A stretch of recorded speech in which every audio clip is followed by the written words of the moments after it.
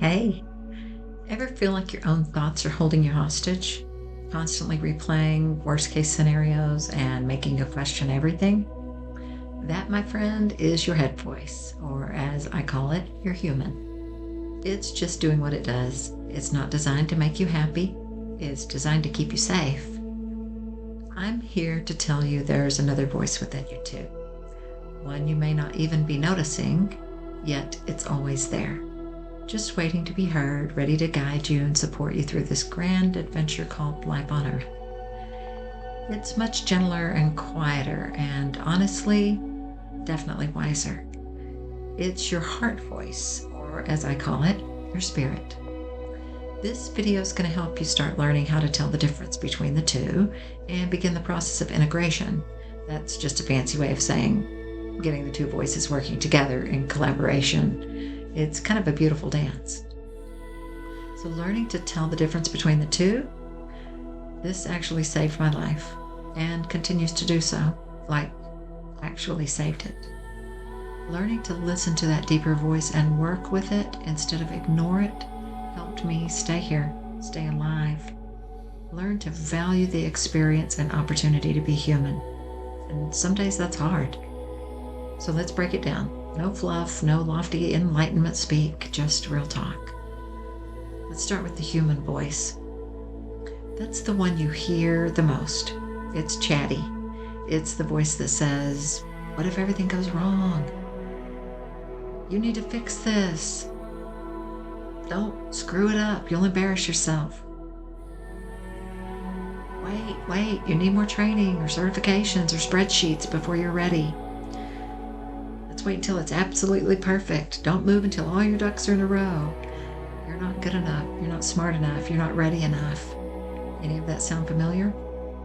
That's your brain running on what neuroscience calls predictive coding, meaning it's always scanning past experiences to predict future threats.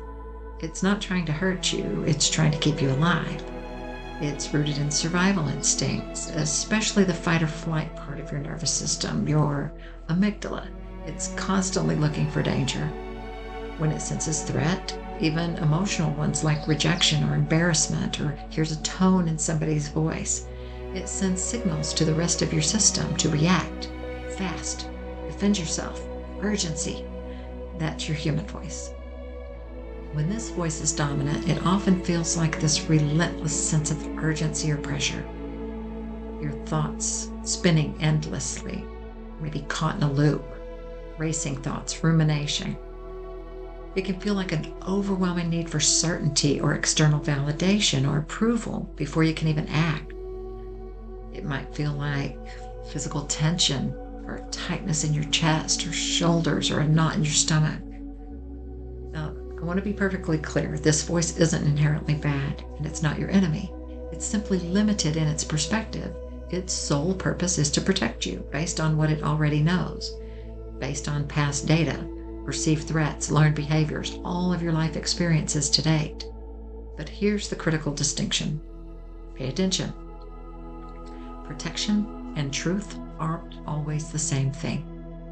What feels safe in the short term might actually be preventing your growth and authentic expression in the long run. Think about that. So let's move on to the spirit voice, your heart, your deeper knowing.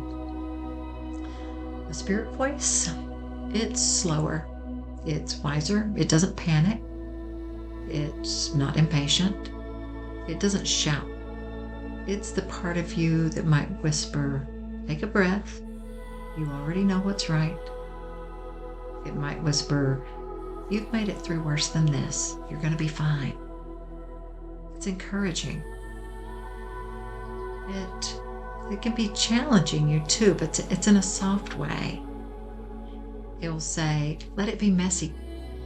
Growth isn't always pretty. You're okay, you're learning. It's okay to rest. You're enough just as you are." It might ask you, just take one step. You don't need to see the entire path right now. It might even sound like, "This feels right, even if it's uncomfortable. Just lean into it." This voice lives in your parasympathetic nervous system, the rest and digest side.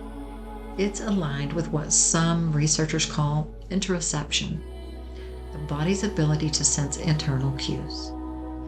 This is the voice that often comes online when your body's calm, when you're grounded, or after you've cried it out or journaled for a bit. You know how after you've had a good cry, you feel kind of calmer, you feel lighter.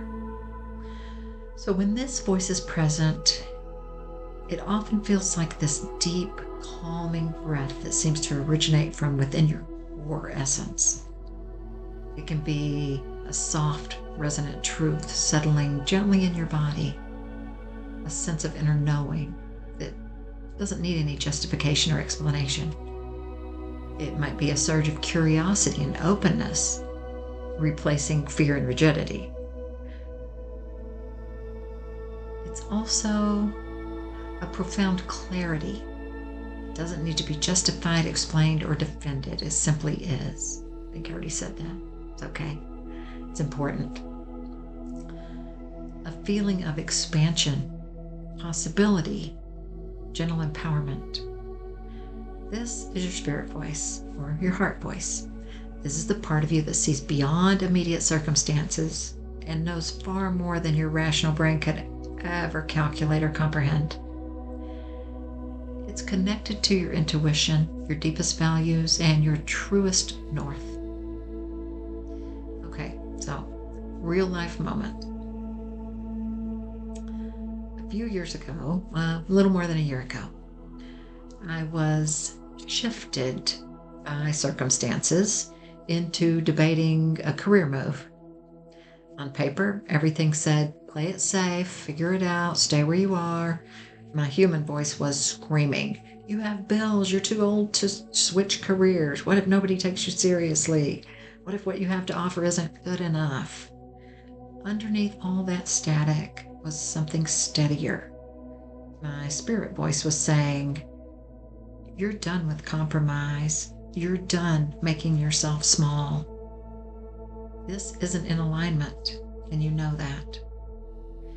And so I didn't listen to my human voice that time. I followed my quiet knowing. And yeah, scary as hell. But I've never felt more sure. Even though there's a lot of uncertainty and risk in making such a big pivot, I just feel it at my core. This is what I'm supposed to do. So, how do you tell who's talking? Here's the trick. Here's what I use. Maybe it'll be great for you too. I notice how it feels. It starts with intentional self-inquiry. When an impulse arises, I pause and take a breath, and I ask myself questions like, is this voice rushing me? Is it creating urgency and pressure? Or is it gently inviting me forward and offering this spaciousness for expansion? Does this voice sound scared and controlling? Or is it more steady and curious? Does this feel like pressure? Or does it just feel like presence? Is it criticizing me, highlighting my flaws and shortcomings? Or is it more encouraging me, speaking to my inherent strengths and potential? Does it stem from a place of fear, scarcity, and all the what ifs? Or does it resonate with a deeper truth, trust, and abundance? When I hear this voice, does my body feel tight, contracted, anxious, and guarded? How does it feel? Or does it feel relaxing, open, expansive, calm, and just this known something's in alignment? So, some key distinctions to consider.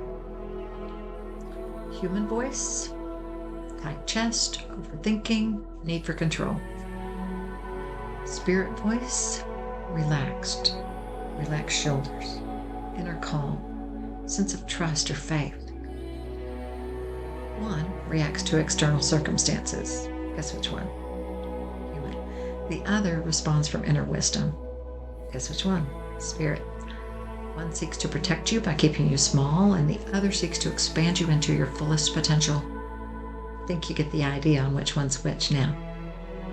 One says, don't mess it up, be perfect, and the other whispers, you're safe, you got this, divinely supported. You can also pay attention to the timing of things. The anxious, loud voice, it's usually instant, reflexive. It wants immediate results. It's impatient. But the grounded one often shows up after you pause, after you breathe, after you stop trying so hard. So I want to make sure everybody understands both voices matter. So here's the thing. This isn't about shutting down your human side and honoring the spiritual essence. Your human side is part of you. It's essential. It keeps you fed, clothed, alerted to all the dangers so you don't walk off the cliff, or so you ask your friend what the tone in their voice is. Make sure you haven't stepped across a boundary. But if you let that voice run the whole show, you're going to end up living in protection mode, anxiety, depression, and fear mode, and not creation mode, not expansion. Integration is the key, honoring both. Duality is the name of the game, and that's what I'm really passionate about. That's what saved my life, duality and integration. It's about letting your spirit lead, though, and letting your human support the mission, not your human taking the lead and maybe hijacking the mission. So think of it this way. Your human voice helps you survive in the world, and it manages all the logistics, the day-to-day, assesses immediate risks, and processes all the information. Your brain processes all the information. Your spirit voice helps you truly live it and guides you towards deep purpose, connection, joy, and authentic alignment. The point isn't to reject either voice. It's to become conscious enough to discern which one is leading, and in any given moment, determine which one do you want to follow, which one do you want to listen to. Consciously choose which voice you want to guide your decisions and actions. It's about letting your spirit lead. It's all-knowing. It won't lead you astray. And ask your human to follow with trust, not fear and trepidation. So, what are my final thoughts on this? Time to close it up. Your practice is presence. So the next time you hear that internal chatter ramping up, just pause, take a deep breath and ask, which part of me is speaking right now, my human or my spirit? And which voice will be most beneficial to listen to? What do I really want to follow? And that question might just change everything. If your head voice feels loud right now, I want you to know there's nothing wrong with you. You're not failing or doing it wrong. This is completely normal human. Our brains are wired for survival, and the world often reinforces a reliance on logic and external validation. Your brain's not the bad guy. It's actually an ally when it knows it's not the boss. But your spirit voice, it's always there, patiently waiting. It doesn't need to shout or throw a fit. It simply just needs some space, some quiet, your willingness to listen. Now, don't try to achieve perfection in this or try to get it right every time. It's not. It's a practice of presence and noticing balance. Spirit voice, human voice. Some days your human voice is going to be making the scale heavy, and some days your spirit voice may be completely leading the show. The skill to practice is noticing where you're off balance and balancing as much as you can. This practice gets easier the more you return to it. The more often you consciously choose to listen, the clearer the distinction between the voices becomes. And the moment of conscious discernment, that's when true alignment begins. That's where you reclaim your power and you move forward with clarity and courage. With higher levels of integration and living in balanced duality, you'll start to feel more like you. And there's nothing more beautiful than your authentic self, exactly the way you were meant to be, exactly the way you were created. So, if this resonated with you or helped in any way, feel free to share it with somebody else that it might help too. You can hit the like button to support my work and hit the subscribe button for more insights or how to integrate and live an aligned and authentic life. More videos to come. Thanks for listening. And as always, I like to say, sending you peace and light. I'll see you soon.